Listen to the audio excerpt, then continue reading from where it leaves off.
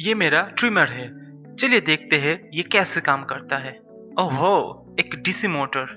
इस तरह के मोटर हर जगह पे पाए जाते हैं। कुछ ज्यादा बड़ा होता है और ज्यादा पावरफुल होता है, जैसे इस मिक्सचर का मोटर।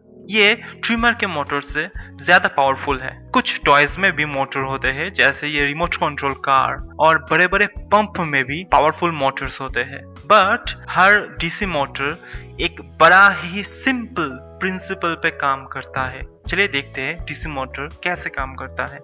हम एक छोटे से एल्युमिनियम का टुकड़ा लेते हैं, जैसे एक एल्युमिनियम बार, और उसको कॉपर वायर के जरिए एक स्टैंड से लटका देते हैं।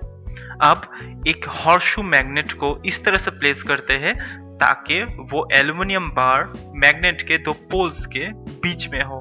एल्युमिनियम मैग्नेटिक मटेरियल नहीं है, सो मैग्नेट एल्युमिनियम को अट्रैक्ट नहीं करेगा। अब एल्युमिनियम में से हम इलेक्ट्रिसिटी भेजते हैं। ये एल्युमिनियम बार डिस्प्लेस हो जाएगा।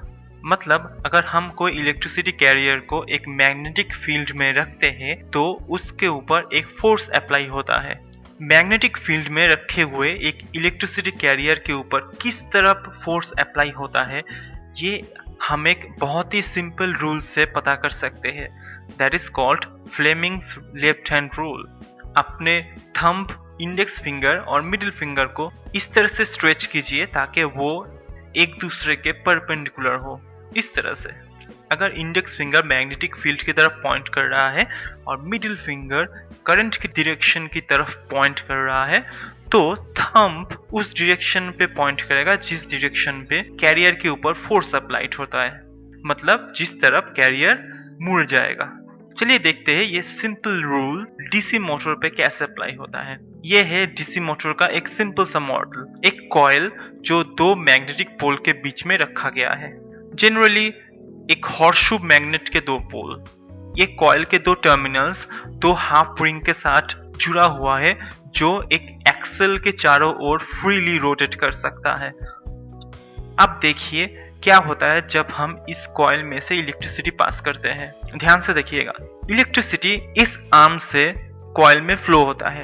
अगर मिडिल फिंगर इलेक्ट्रिसिटी के डायरेक्शन की तरफ पॉइंट कर रहा है और इंडेक्स फिंगर मैग्नेटिक फील्ड के डायरेक्शन की तरफ पॉइंट कर रहा है, जो नॉर्थ पोल से साउथ पोल की तरफ है, हमारा थंब कैरियर के ऊपर अप्लाइड फोर्स के ऊपर पॉइंट करेगा।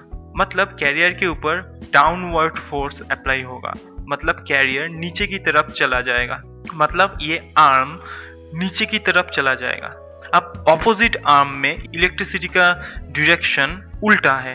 अगर मिडिल फिंगर इलेक्ट्रिसिटी के डायरेक्शन को दर्शा रहा है और इंडेक्स फिंगर मैग्नेटिक फील्ड के डायरेक्शन की तरफ दर्शा रहा है, तो थंब ऊपर की तरफ पॉइंट कर रहा है। मतलब ये आर्म ऊपर चला जाएगा। सो दोनों आर्म एक साथ एंटी क्लॉकवाइज मूव कर रहा है। मतलब दोनों आर्म मिल के एक एंटी क्लॉकवाइज रोटेशन जनरेट करेगा। इस तरह से ये कॉइल एंटी क्लॉकवाइज घूमने लगेगा। अगर हम करंट का दिशा बदल दें तो हम पाएंगे ये कॉइल क्लॉकवाइज डायरेक्शन में घूमने लगेगा। आप खुद ही इसे वेरीफाई कर सकते हैं लेफ्ट हैंड रूल इस्तेमाल करके। ये आर्म ऊपर की तरफ जाएगा और ये आर्म नीचे की तरफ जाएगा। डीसी मोटर का फंक्शन इतना ही सिंपल है। स्टिल डीसी मोटर कितने सारे चीजों में यूज होता है। सो इजंट फिजिक्स कूल? आज के लिए इतना ही। Bye bye.